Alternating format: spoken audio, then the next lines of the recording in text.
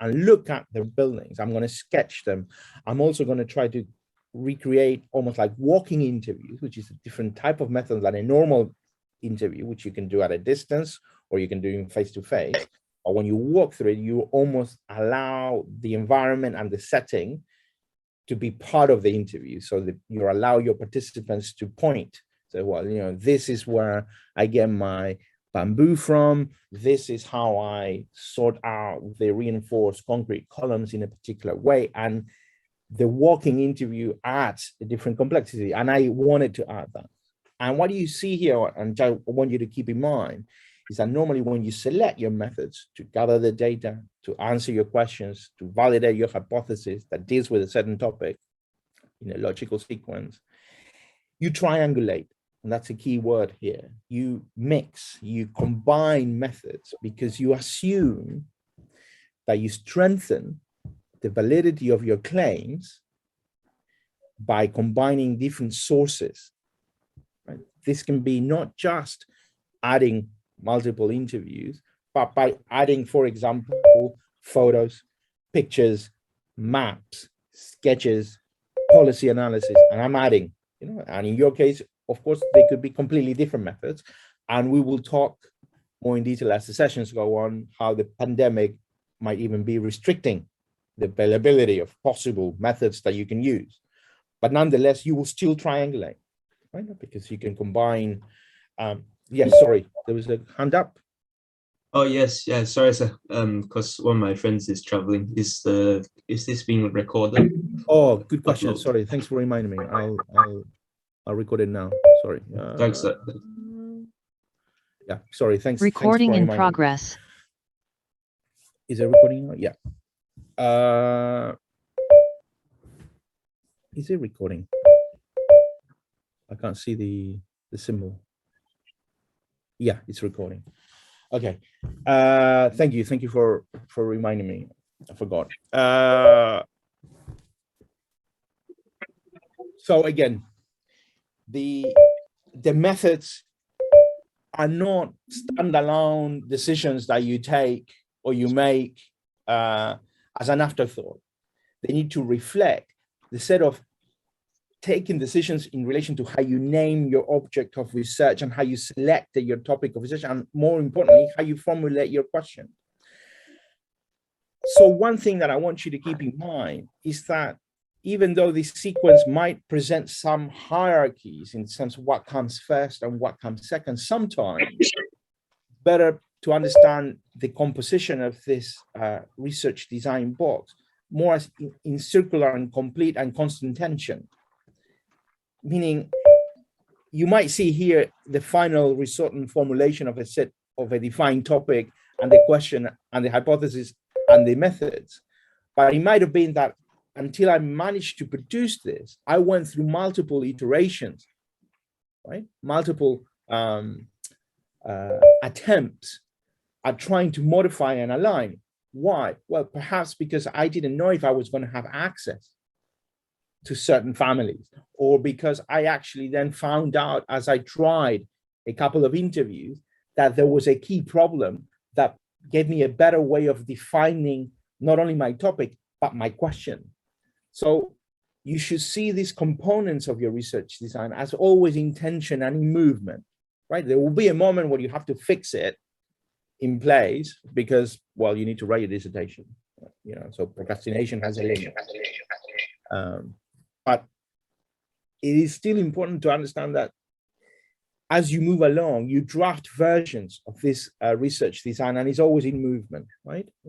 It's always changing in relation to how you alter some of these components. It might be that actually you want to modify the broader research topic to frame a different question, and then that, of course, will change what you will argue, hypothesis, which might need you to change the method.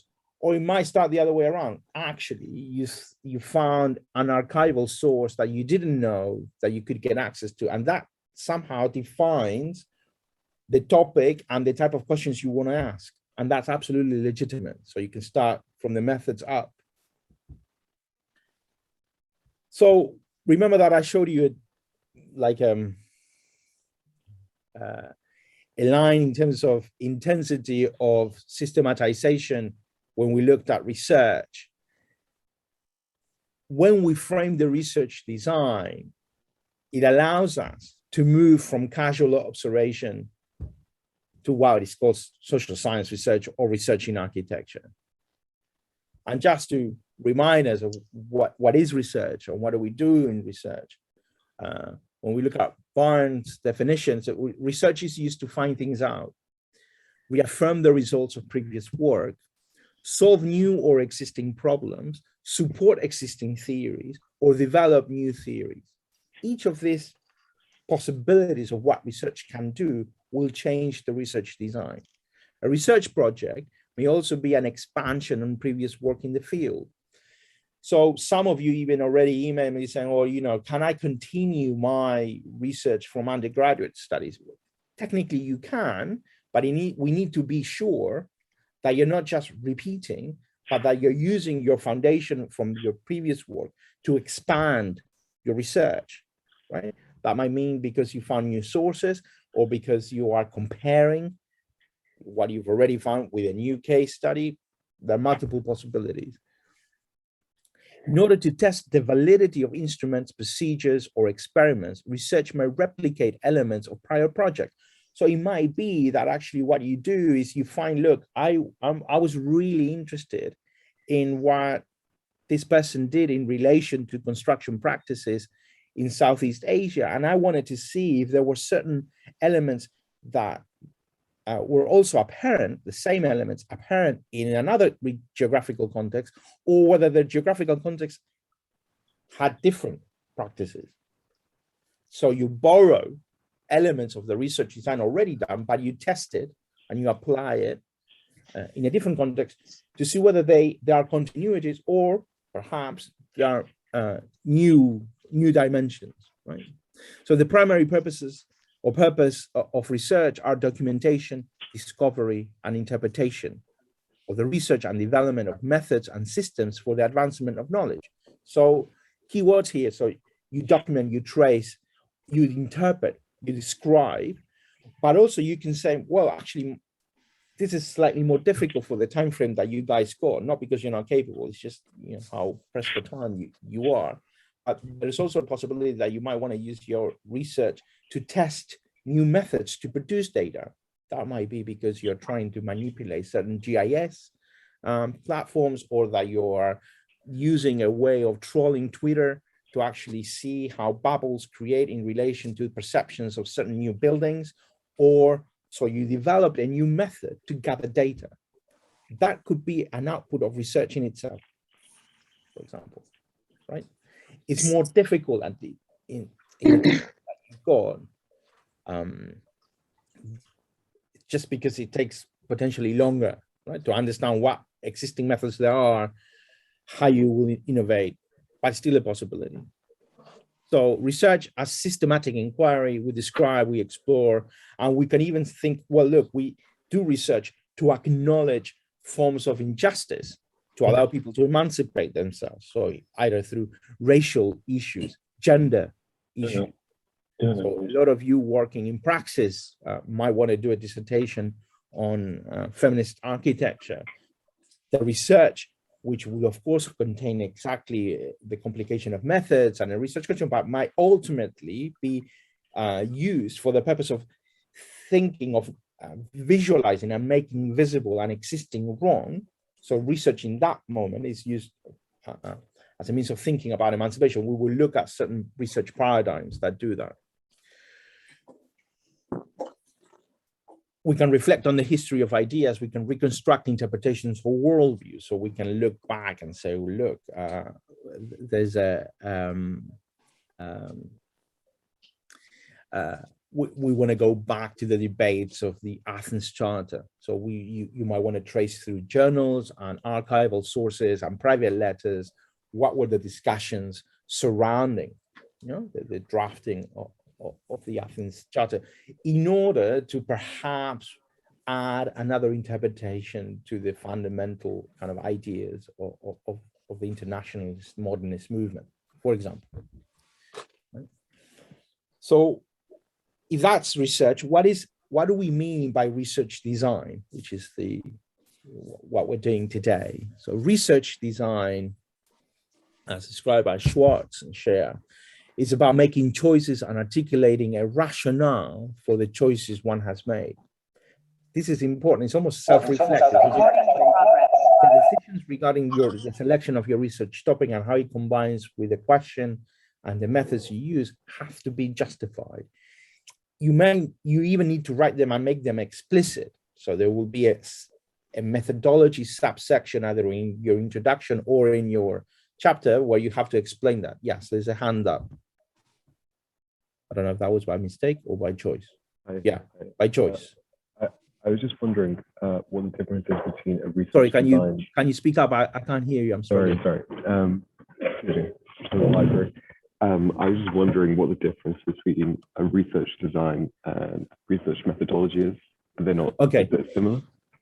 So the research design, you should probably see it as slightly bigger than the research methodology, because the research methodology, this will change in relation to the textbooks that you read, but refers to the alignment between the conceptual framework and the tactics to gather data in order to answer certain questions. But the research design potentially encapsulates even wider concerns of your research project, which, for example, might entail ethics considerations, the outputs, the dissemination of your research, the philosophical assumptions.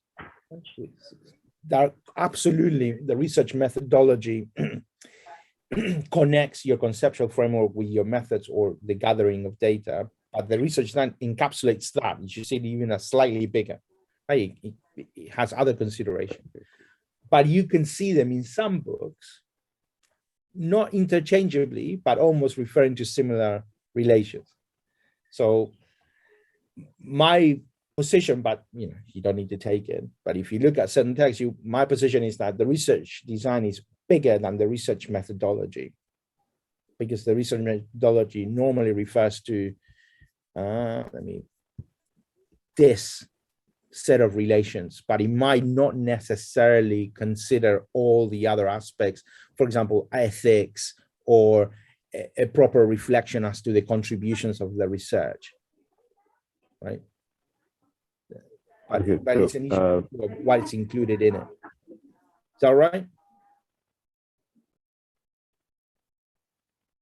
Yeah. Good. Yeah. Good. Okay. Yeah. Another definition of research design. So components of a research study and the ways in which these components may affect and be affected by one another. And this is a little bit what I wanted to emphasize about the relationship between the components of the research design. And what I mean by components is, you've got hypothesis is a component, objectives of research is a component, aims is a component, methods is a component, conceptual framework is a component, and they relate to each other. The research design should be a reflexive process operating through every stage of the project. And this is, again, really important. You should probably, if you don't like my diagram, please use another one, but you should probably run and stick a filled out version of that diagram with your own research project and see how it changes as you particularly increase the level of readings. Normally, the research design does not move without reading on the topic, because basically it's going to be even really hard for you to understand how to frame a topic without understanding what people refer to as the topic in the first place. So for those of you who are really eager to come up with your research topic, it's really important that you start thinking about it, but at the same time, it's really important that you start reading before you even try to attempt filling out the research design. But it's really good to have versions of it as you move along. Research design should be a reflexive process operating. We said that. So let's just talk about the first two big assumptions that underpin every research design project. One is an ontological understanding. What is ontology? And please, I'm going to be brutal and summarize, and I'm not going to stick too much with this because I think, but you need to understand that degrees on, philosophy of knowledge that deal with these things and metaphysics. I'm not going to dig deep into this, but just to give you an understanding, because you're going to see it in some of the texts and readings that I put up. So ontology is how do we refer to what the world and how the world is constituted? How we understand the real to be made out of. So, and just not to take it out of this, abstract cloud is how is it that I understand that my object of research is constituted? Is it measurable? Is it constituted by what people think that they understand about the object? So I let the subjects reflect upon the constitution of my object of research. Is my object inevitably only emerging as a set of relations that can be human and non-human? What is the ontological underpinning of my research? For some, the real is underpinned by social and class struggle.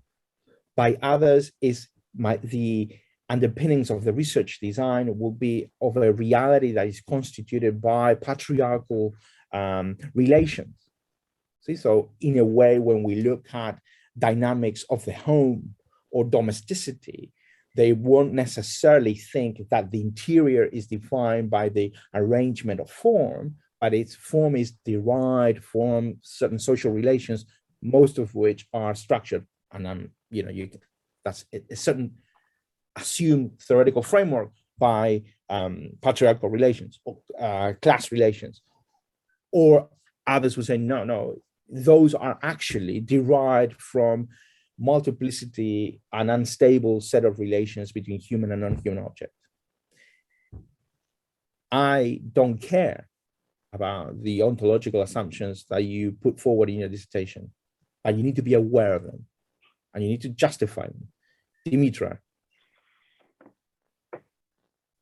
Hi, thank you, Leo. I was wondering if there's a simpler way to explain to our students who don't have English as a first language what, in simpler, very, very kind of simple terms, what ontology and epistemology is. And I'm wondering if we could say, to kind of simplify things a lot, if we could say that ontology is what we understand to be true, and epistemology is how we understand that truth to be produced. Am I simplifying it too much? I'm worried a little bit. I like the idea of the production on the second bit for epistemology. I'm worried a little bit that ontology doesn't necessarily have to have the weight of validity or truth value to it in advance. That's the realm of epistemology in a way. Right. But I like the distinction of production because in a way, when I was going to get to epistemology is how we consider that we can access that form of the real, of the reality of my object of research, and how do I assume that that access is true, or I can produce a truth claim, say that something is true or false. And in a way, and we can have different attempts. And I think Dimitri is right that this is a difficult question, and the risk of summarizing is always, oversimplifying, or if you don't oversimplify, you overcomplicate. So I completely understand that this is not going to be an easy task. And please, also, as you would have seen in potentially most of the textbooks, authors try in multiple ways to address this. So don't necessarily buy what I'm telling you as the ultimate definition of ontology. But basically, one thing that I would like you to think about is that you're going to run assumptions of how your object of research is constituted, and you're going to have assumptions as to how is it that you can say that something is true in relation to that object of research, meaning that you're going to have access to that object of research. The former, the first part, are ontological assumptions. The second part, so as Dimitri was saying, how you produce truth claims, how you produce that knowledge, that access, that object of research, are epistemological assumptions. And those are really important as well, because they define things. So, well, actually, would I be able to produce a truth claim only if I deploy quantitative methods, or the quantitative methods are the most appropriate? Basically, forget about the terminology, but can I measure? Is measuring the most appropriate way of accessing the reality of my object of research? Or actually, that will be limited, that I might need to triangulate that, because I'm actually thinking that my object of research is much more socially constructed. And it deals with interpretations, practices, feelings, imaginations, reflections, representations, which are harder to just access through measuring. So epistemologically, I might need to rethink how I construct truth claims. That doesn't mean that even if you're thinking about representations that you cannot measure, or that you cannot use mixed methods. Absolutely. But I'm trying to schematically present an approach, right? Methodology, I would say, combines both, right? The methodology is the alignment of the definitions and the assumptions that you took in relation to how you ontologically approached your object of research, and how you thought that you could produce truth claims in relation to that object of research, and that defines a methodology. In some texts, you will see a conflation of methodology and methods. For others, they're very particular about differentiating them. Methodology related more to this alignment of ontological and epistemological assumptions. So how do we understand our object of research to be constituted, and how do we produce truth claims in relation to that object of research? That speaks about our methodology, but the methods refer more specifically about the tactics that we use to collect data, meaning more specifically interviews, archival research, photo elicitation, GIS analysis. Those are specific tactics, but methodology is actually a more abstract dimension of the research design that relates to this alignment of ontological assumptions and epistemological assumptions. Again, at the risk of really presenting a schematic review of this, which luckily most of your groups, your dissertation groups, will address this in a much more specific way in relation to the themes and topics that the dissertation groups will select, but also in relation to the set of readings and assumptions that it will want you to explore. So that is something that you should look for when you select your topic. So it's not just, you might find actually that in the list of possible dissertation supervisors and dissertation groups, there are a lot of them dealing with infrastructure as a potential object of research. But when you read a little bit more about the description of your of the group, you might find that actually the tutor is taking a certain set of assumptions as to how they will want to understand the presence, production, and understanding of infrastructure. And that might change in the way, the set of readings that they propose and the possible questions that they will ask, inevitably, right? They might share references, but the type of dissertation that they will want to produce will be different. So in textbooks, what you will find, Blakey, Cheswell, Sanders. Oh, sorry, I thought that there was a question. We will find certain ways of thinking what I call research paradigms. So ways of solving this alignment in terms of ontological and epistemological assumptions. They define certain set of research paradigms. So sorry, can you mute yourself if you're having a chat? Sorry. Thank you. So within each research paradigm, we see basically a set of defined assumptions to the components of the research design. So, and I will want you forget about these ones, but I will want you to focus mainly on these two kind of rows. And I will basically try to focus more on this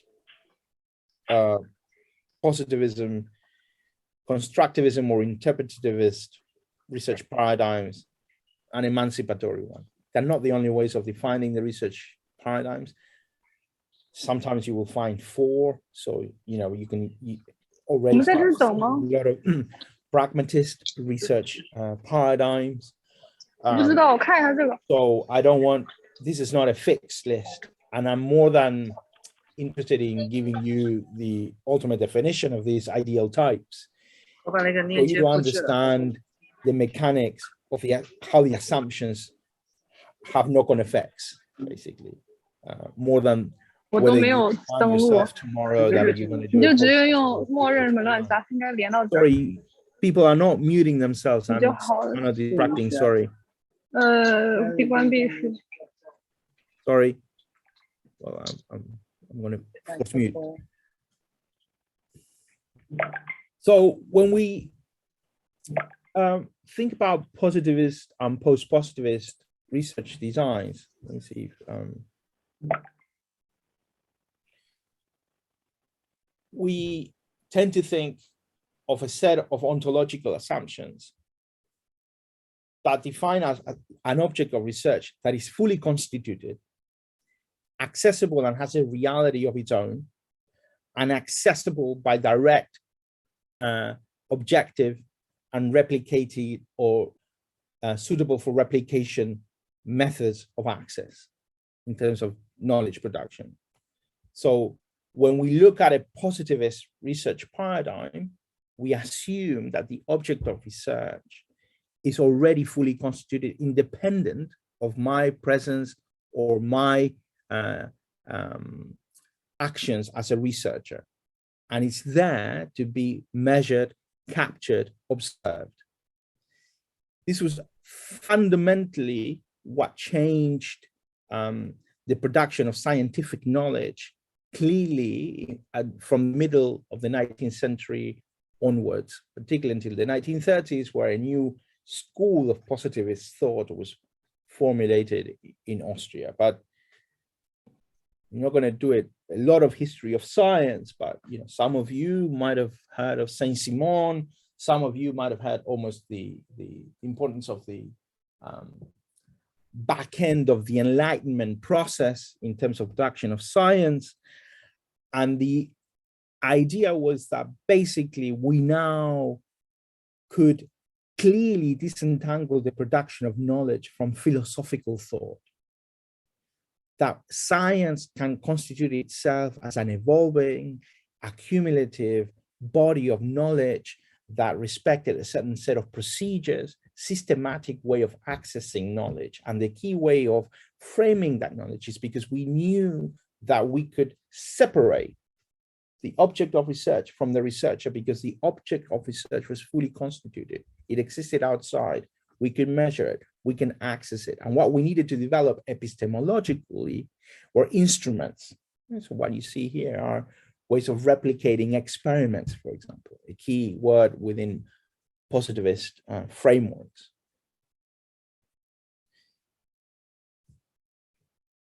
And so by measuring, we construct an idea of truth claim.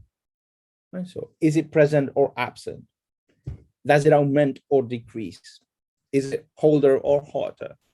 Parameters that are measurable, and we construct truth claims around that, those findings in relation to my object of research. Of course, I completely butchered the idea of positivism, but for the sake of summary, that very rigid understanding that the object of research is fully considered is real. Of course, post-positivism introduced a plurality of nuances, right? And then reflected much more clearly the inevitability of the participation of the researcher, the subjective implication that the researcher might have, and introduce ways of somehow ameliorating the impact that those subjective contaminations might have in the process of research. But what I think is really important from this framework is that what they present as a truth claim, in order for it to constitute from this research paradigm as a valid scientific knowledge, it has to be able to be falsified. So when you say, look, I measured this parameter or characteristic of this object of research, and I'm telling you how I did the measurement, and I told you what conditions were present at the time of the experiment, it's replicatable, so you can do it. And if you find that, look, actually what you thought was causing this alteration, I found another way of showing that that was not the case, that there was another process, presence, object, virus causing an alteration. So there's another variable that you missed, and I could falsify your previous statement. And that's why, in that sense, and this is Popper, Karl Popper, a very famous epistemologist, basically saying, look, the only way we can define what is a form of scientific knowledge is if it can be falsified. If a statement, if a hypothesis that you present can be falsified or not, that is not based on subjective positions that cannot be proven. That's why the question about does God exist is not within the realm of scientific knowledge, right? We can then, what is part of scientific knowledge is that we can find potentially traces of fossils that extend beyond 10,000 years, and then we can then contest the temporal scale of the scriptures and the like. But that question is philosophical. It's for religious studies, and in terms of scientific research, the advancements happen in different ways. It's not like that's not a legitimate question, but it's for a different field.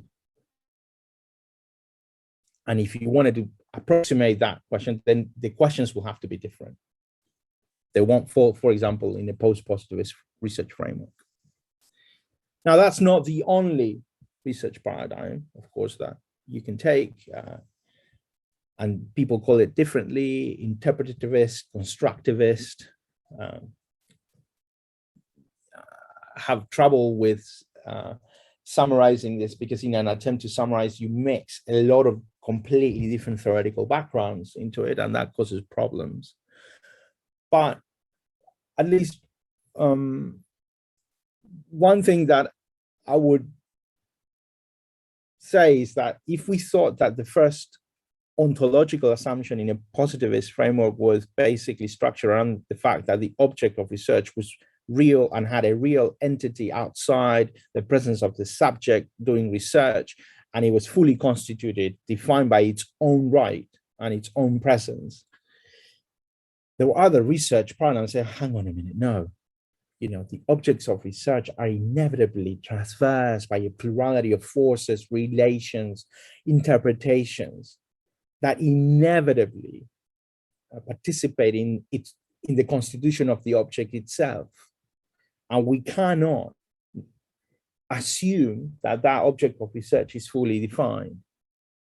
And furthermore, we cannot assume that when you're trying to access it, that the instance of trying to access that object of research can be clearly and objectively separated from you as a researcher. There are biases, there are assumptions, there are relations that underpin the constitution of that object of research.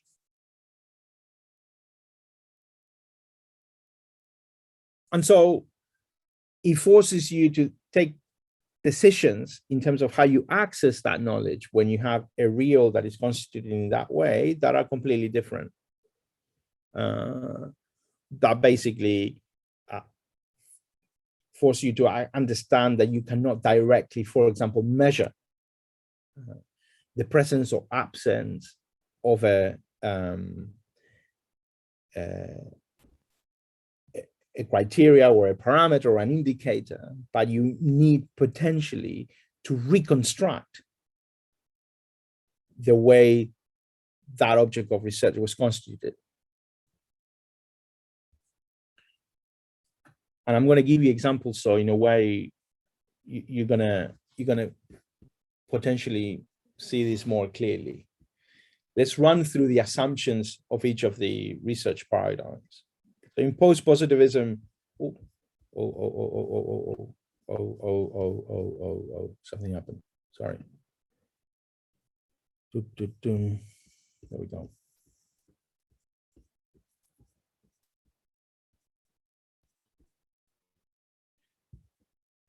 Let's see. Oh, okay. In post-positivism, the ontological assumptions is basically, as we discussed, that the object of research is a external, singular reality, knowable through accumulative research claims. And the focus is mainly on cause and effect. What causes B to act in this way? And I try different variables, and I see the correlation between cause and effect. I'm simplifying, but that's a way of producing research. So if I alter this parameter, that causes an effect on B. Now, this is not necessarily purely done in experiment conditions. A lot of social science is produced in this way. So when we try to look at, for example, alterations to poverty rate, we look at potential indicators or variables that allow me to understand what triggers an increase in poverty rate. And then we explain, look, I can show a high correlation, particularly in this geographical region, of how increasing commodity prices trigger inflation on food production or food sources, that triggers an increase in poverty rate when we measure it through basic calorie intake, for example. That's one research design. There are epistemological assumptions in this research paradigm. It's objective observations. They are value-free, so the researcher does not, in a way, interfere with the way we produce and access that knowledge. And the outside, the real, is perfectly legible, is open, is visible. And knowledge accumulates through mechanisms of falsification, like we say with Popper. So we falsify a claim or a hypothesis. Methods that you will use to collect data: you experiment, you simulate, right? So you simulate. So, oh, look, if I alter this density parameter, what will this settlement look like? And you simulate, and you look at the impact, for example. You look at correlations, so relation between independent and dependent variables. So this independent variable, this set of independent variables, how they impact on this variable. Right? So if I'm looking at thermal efficiency, if I'm looking at poverty rates, if I'm looking at footfall, if I'm looking at light, how certain alterations to key parameters alter that thing that I'm trying to measure, right? And we tend to use surveys, so we can systematize and quantify the results. We use questionnaires that can be particularly then analyzed in scales, so Liebhardt scales or scales of 1 to 5, 1 to 10, and we tend to summarize the potentially qualitative decisions into quantitative form. So 50% or more of the interviewed people say that they felt hunger in relation to this claim. Measure, right? And you see the correlation between cause and effect, and you substantiate your claim by presenting those surveys and surveys and questionnaires. Now, when we look at the quality of the research, what we expect for each of research paradigm, there's always issues of validity and reliability. So I don't care which research paradigm you use, all of them have to answer questions of validity and reliability. So how valid are the claims that you produce, and how reliable are the instruments that you use to produce that research? So one of the things that post-positivism claims that it can do really well is that it can reproduce the consistency by which you measure the findings, because the instruments can be replicated. You can replicate the survey, you can replicate the experiments, you can potentially come up with a similar sample size, and you can reproduce that to potentially claim that you can have similar results if you apply the same set of instruments. And so a notion of objectivity is constructed around that idea of reliability that puts the instruments first. There's no interference from the researcher. And what you claim is that the procedure is the most important bit. Okay. Just checking what was happening on the. Now, let us think a little bit, what are the ontological and epistemological assumptions when we look at interpretative or constructivist research paradigms? And the interpretative or constructivist bit referred to the object of research. So if in the post-positivist one, we thought that the object of research was fully constituted, independent of relations and dynamics, in this one, in a plurality of ways, we assume that the object, that the reality of the object is not given, that it's contested, unstable, defined by plurality of engagements, entanglements, and assemblages. There are multiple socially constructed realities for some, particularly in relation to the social constructed realities, and for others, depending on your theoretical framework, there are entangled networks. There's nothing as a fully constituted object of research. What we trace inevitably are the entanglements of the relations between human and non-human factors and forces. Inevitably, they start from an assumption that we cannot fully disentangle ourselves from that tracing process. So one way of making sure that we do not necessarily introduce biases into the process of research is we try to understand the values and positionalities that we bring as a researcher. For example, if I, as a white male academic, try to enter a popular settlement in Guayaquil, in Quito, or in, like I showed you in the research design at the beginning of the session, inevitably, I need to make sure that I take decisions within the research design that somehow control the potential impact that my presence will have in trying to trace the ways that object of research is constituted, meaning in my example, the construction practices. So for example, the decision I took is I worked with local organizations and they were there with me, presenting me and my team with the community, with the organizations, trying to somehow make sure that that imposition of the male white academic coming from abroad did not interfere with the type of responses I was trying to get, or I was getting.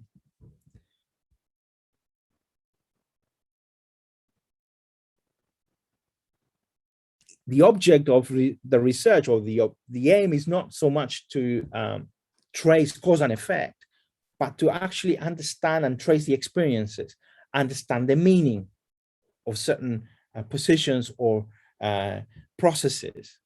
So the ultimate object of research is completely different from a post-positivist framework. What kind of methods or tactics to collect data are more common? Again, remember, this is schematic. It doesn't mean that you cannot combine, and it doesn't mean that you're going to see them fully fleshed out in reality. These are what are called ideal types, right? Barbarian ideal types. You're most likely in this type of research paradigm to use interviews. You can use questionnaires, open-ended questionnaires. So how do you feel about that? What did you find your situation to be?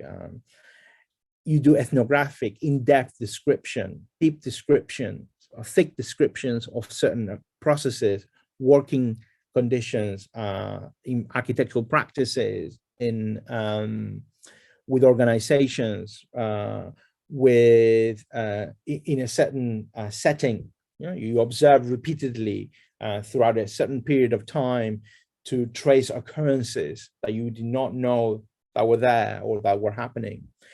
You become involved in the process. You participate. You might find that one thing that you might want to do is participant observation. So you then take your journal or diary with you and you recount your experience as you were participating with the organization, with the movement, with the practice, to then understand what was it that you were trying to trace.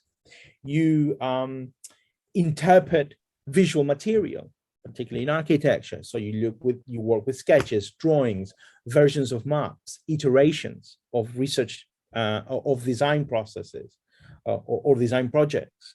And you interpret by combining and triangulating your analysis of the evolution, let's say, of a certain design with interviews from the actual designers and combinations of planning application documents and the view of external actors to understand what was happening around a certain design decision, right?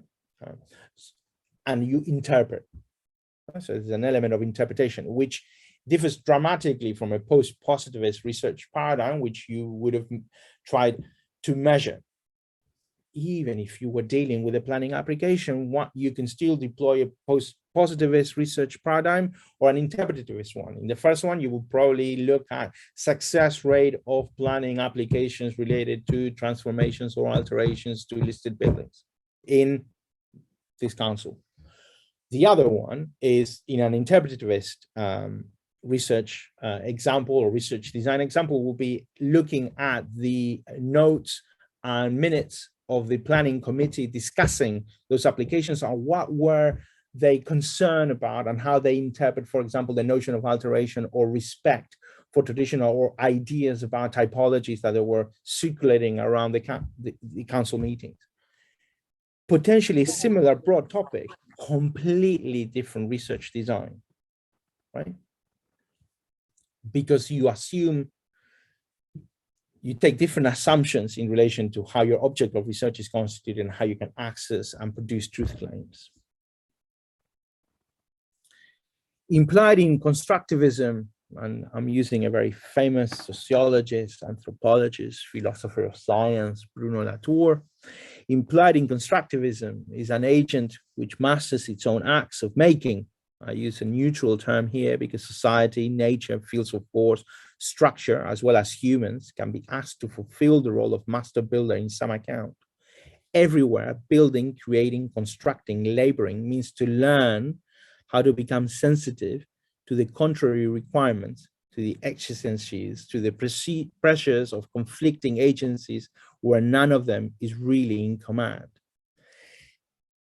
It basically says a pure statement of understanding how fluid, how difficult it is to trace and understand how networks are constituted, how an object of research might be constituted, and almost to dispel assumptions, ingrained constructions or given constructions of an object of research. So you almost do the opposite work of disentangling before you recreate what you think might be a much more lucid way of recreating an existing object of research.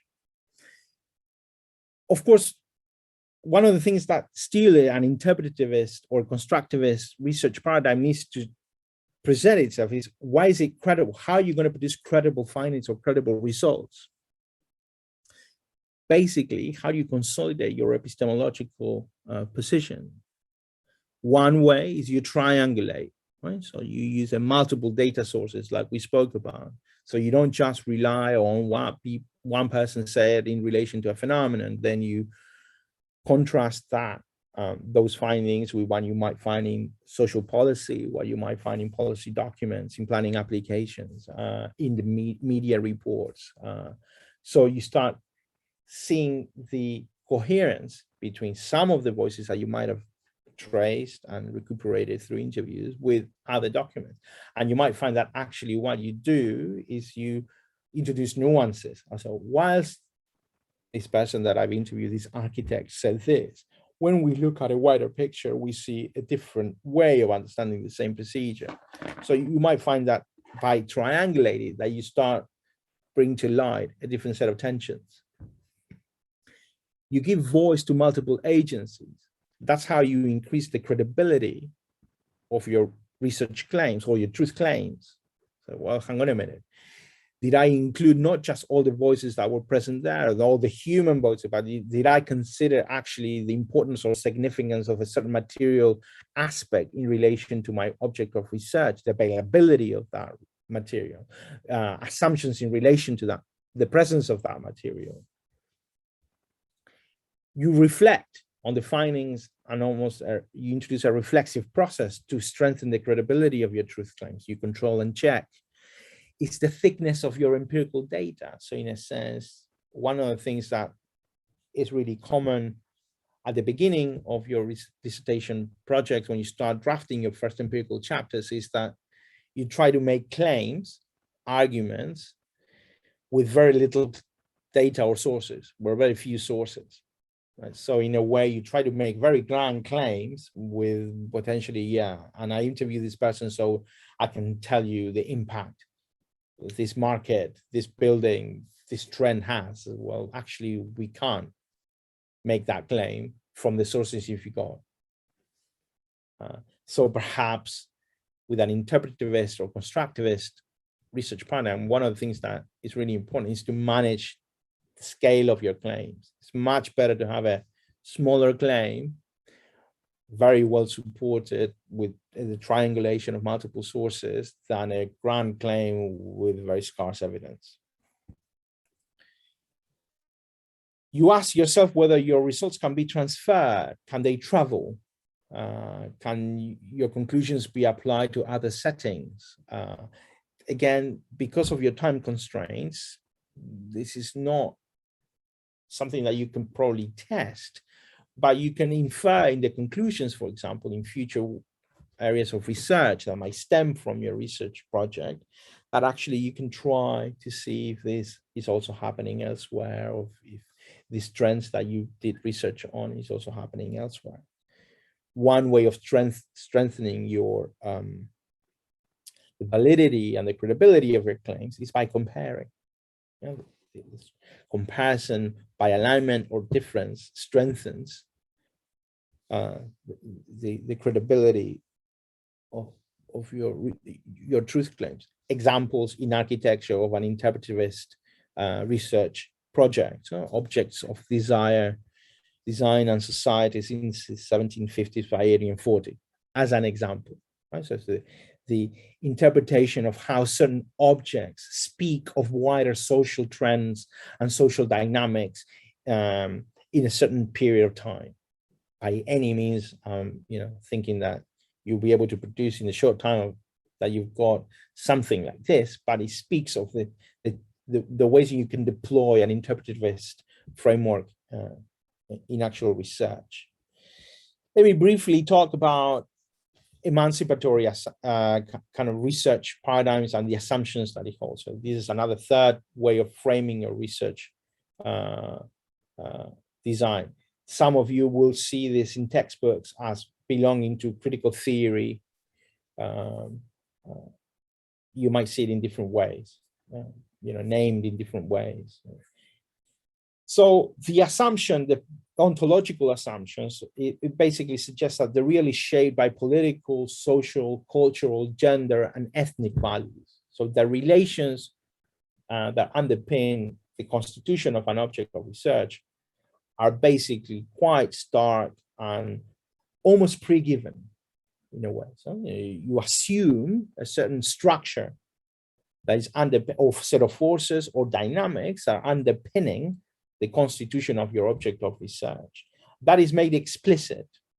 So whilst in the interpretivist ones, of course, there was the assumption that there are dynamics that inevitably shape your object of research. There was not a pre-given assumption as to what they were.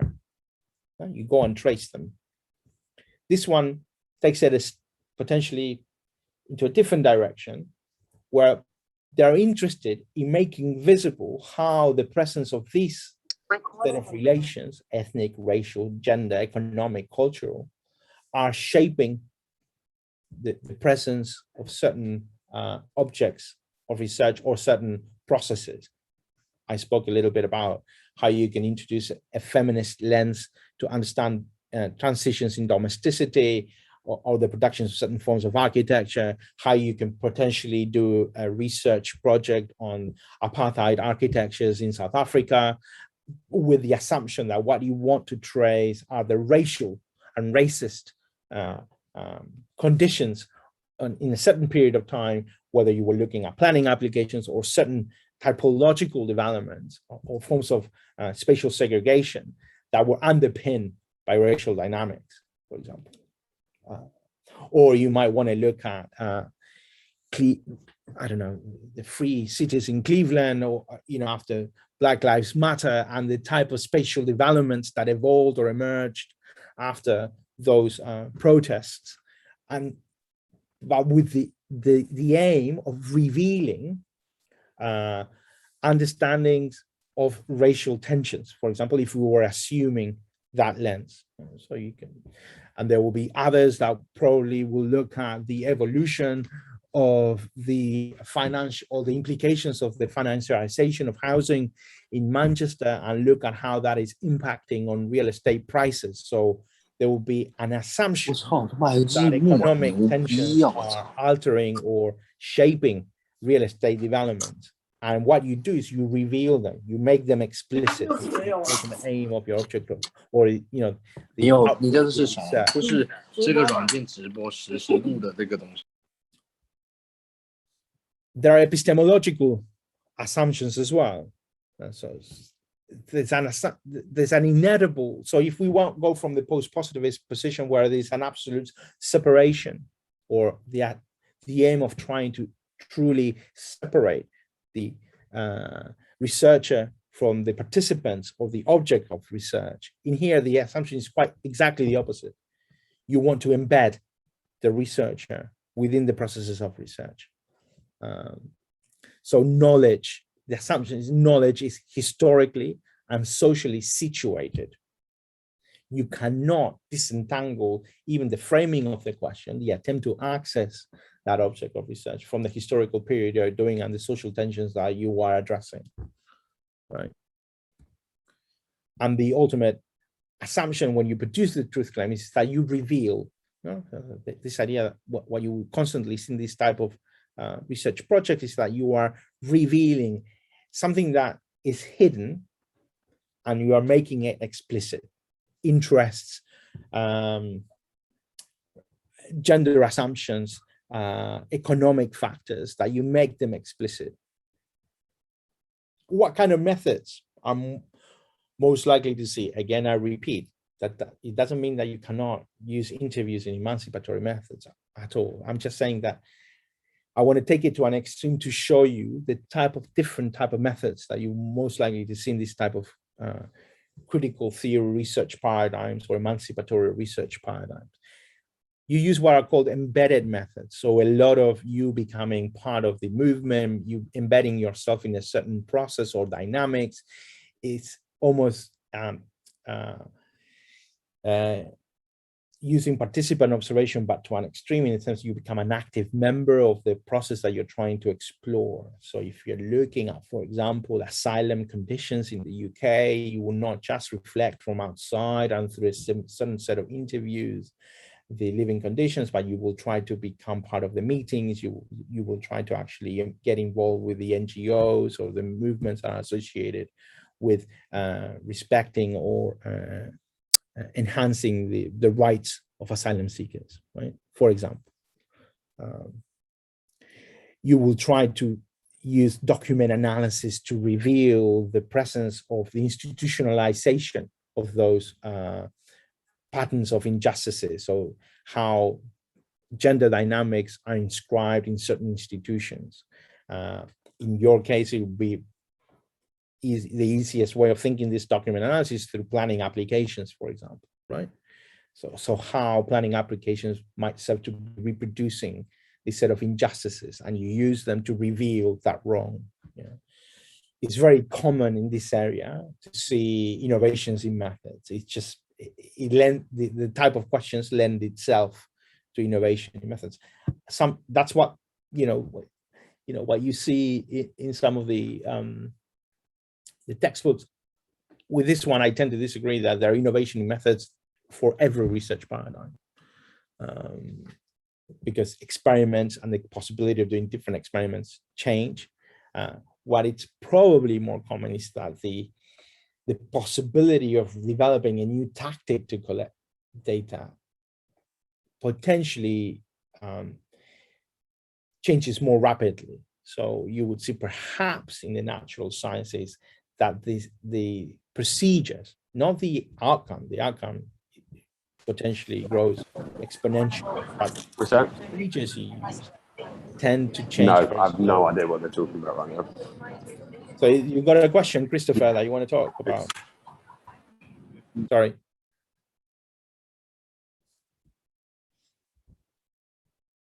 Okay, so when we look at the quality of research, when you choose an emancipatory research paradigm, you assume and you enhance the quality of the research, particularly by enhancing your embeddedness in the object of research that you're looking at, whether to uncover political or economical realities. You basically almost aim to transform existing conditions. You say, look, you can almost lead to policy recommendations because you revealed a certain wrong, and then the outcome is a recommendation. So it's not the recommendation is the research itself, but it's an outcome of what you found, what you've managed to reveal. Another work by another architect that works in geography that uses emancipatory research frameworks to produce her work is Maria Caica. So she traced the history of water infrastructure in Athens and in Greece, and showed how by looking at the transformation in water infrastructure through a long period of time, she looked at economic tensions and processes of almost exploitation and dispossession through water infrastructure, right? And she revealed how we can use water infrastructure, or the making of water infrastructure, to understand economic inequalities and spatial inequalities. But another very famous one in architecture that you probably would have been exposed to in the BAs, Thiel's and Schneider's, our one's text on spatial agency, and you look at how certain architectural practices are trying to transform, disrupt existing spatial dynamics. And you can do research on some of those practices and assume an emancipatory research framework, and you can follow that logic. This is like a summary of the table of the type of frameworks that I used or that I covered. So do you have any questions about this research frameworks? How is it? Should we take a 10-minute break? It's 11:20. We can come back. I'll leave the room open just so we don't have to log in again. And we can restart with part 2 at 11:30, and we'll do the last half hour on part 2. Is that all right? 11:30? Perfect, thank you. Yeah, see you then. Bye.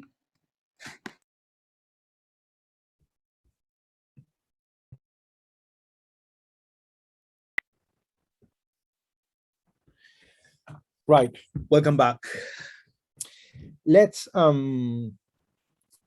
start tackling now the key components of the research design after we looked at the assumptions, the ontological and epistemological assumptions. So in a way now, we're going to see what the impact of those decisions and assumptions that you take have in terms of your definition of the topic and problem of research. So we're going to look at very rapidly of the components of the research design in this part 2. And we're going to look at how do we think about the relationship between a research topic, a research problem, and a research question, how we move through a scale of deeper general abstraction to specifying your object of research, and the type of tactics that you're going to use to gather data, or the methods that you might deploy in relation to your questions. So within architecture, you can find a plurality of fields of doing research, and it is only through reading that you're going to find the possibility of defining your topic of research. The topic of research establishes relations, tensions, continuities, or interruptions within a defined field. That field could be within architecture, it could be any field. You can look at the Anthropocene in architecture and this certain type of material development. You can use the same set of area, but to look at historical developments. The possibilities are endless. But you start with a topic that starts to already introduce certain tensions within a given field. Because what you want is from the framing of that topic of research to be able to formulate a problem. And the problem already contains within it like a much more clearly defined tension within that field that you've already carved out. And it is only by understanding that you got a problem of research within a certain topic that you can ask questions, right? And the problems and the questions are almost in constant relation, right? You almost by understanding that you've got a problem, you're able to formulate a set of questions. So let me give you an example of how we move through different levels of abstraction to purify and distill a set of questions or framing a research problem for a dissertation. One broad topic that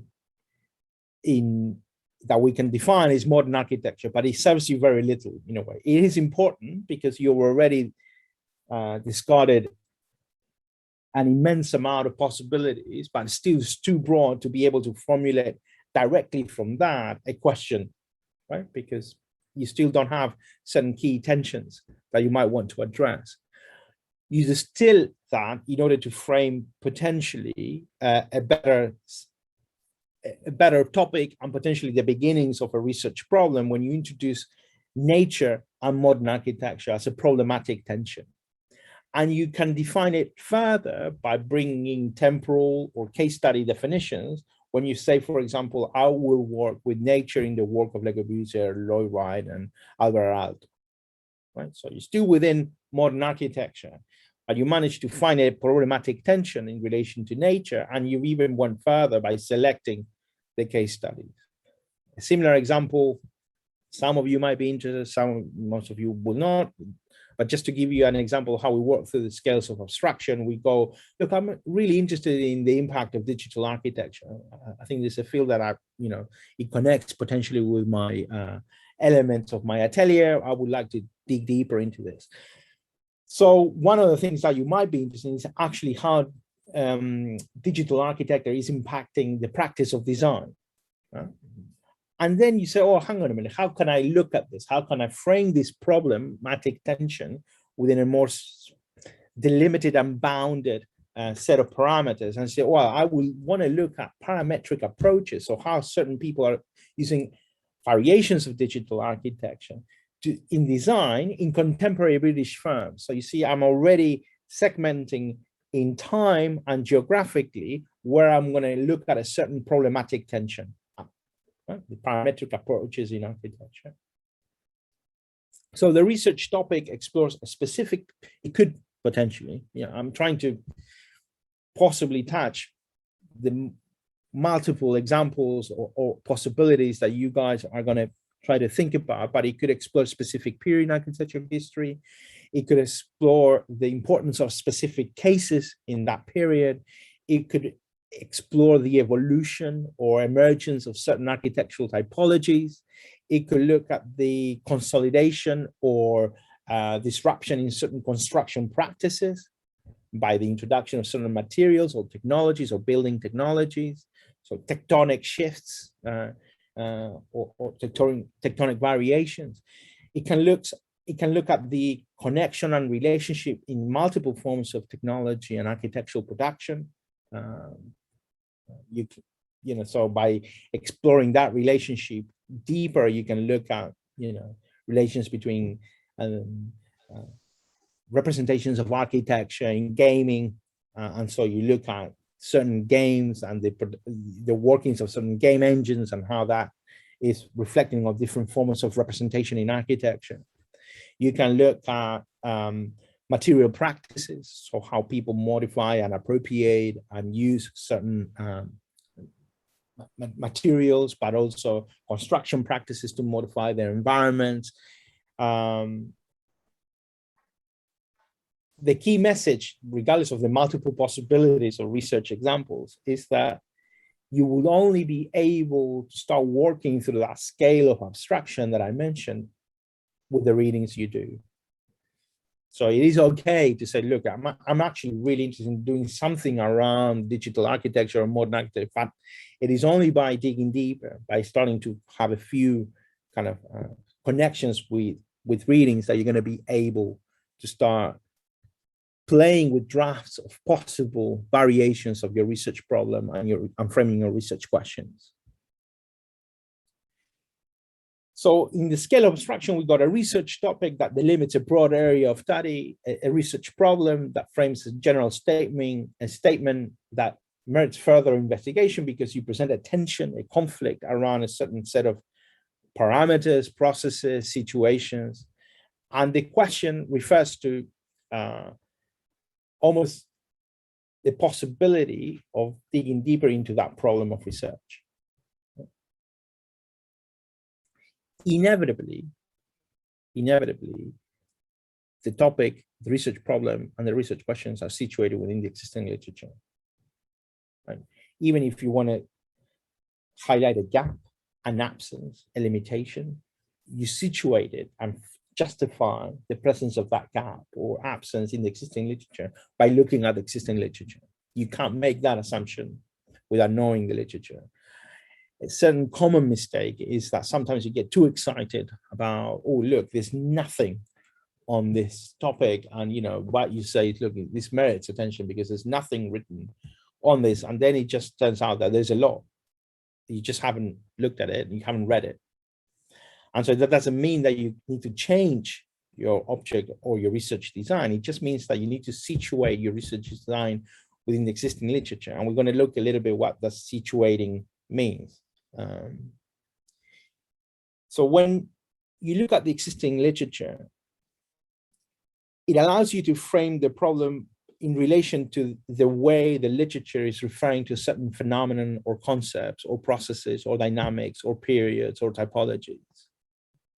But you might be able to find a limitation within that literature, but it's only by understanding those limitations of the published works that you're able to name that absence or that limitation.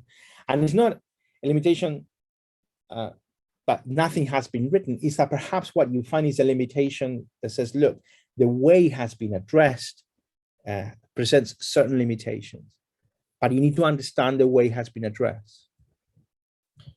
And for that, it's really important when we situate our work within the existing literature, because we start learning about the conceptual framework that we're going to choose. And conceptual framework might mean the type of theoretical work that we're going to mobilize and introduce in our study to situate the problem of research. And we looked at already how perhaps certain research paradigms lead us to certain set of literatures and pull us away from others. And that's absolutely fine, as long as we can justify it.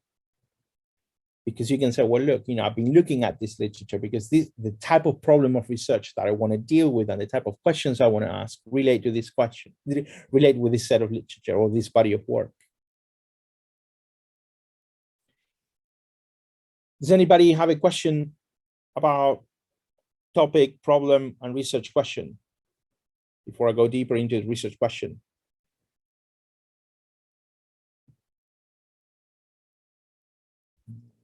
No, I'm not seeing hands up. Right. Schematically speaking, what do we mean when we say a research question? So every research project, every dissertation that you're going to write will have a set of research questions. The suggestions, the recommendations is that you make them explicit, you write them down, you present them in the introduction or in the methodology chapter of your dissertation. You can choose, but you make them explicit.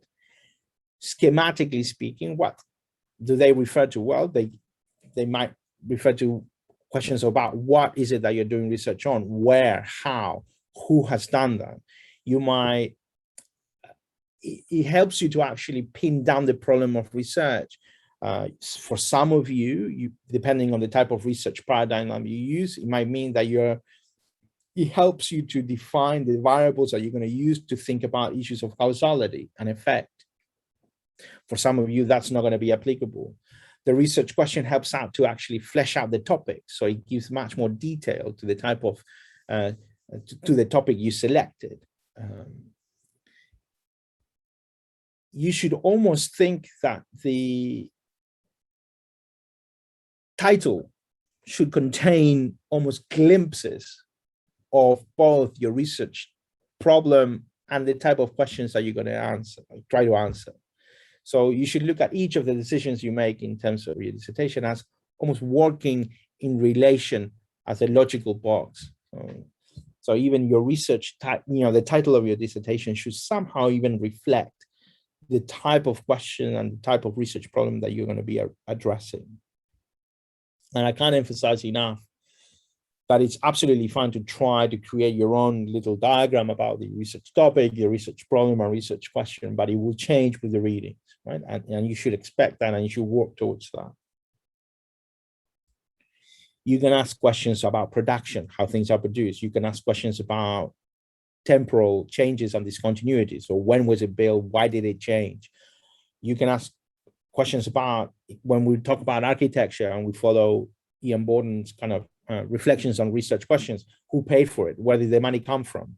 Where did the ideas come from? So in what context did certain typologies emerge in a wider sense? So, what are the cultural underpinnings? So, this is more typical when students look at issues of postmodernist architecture, for example. So what kind of design ideas can be related to this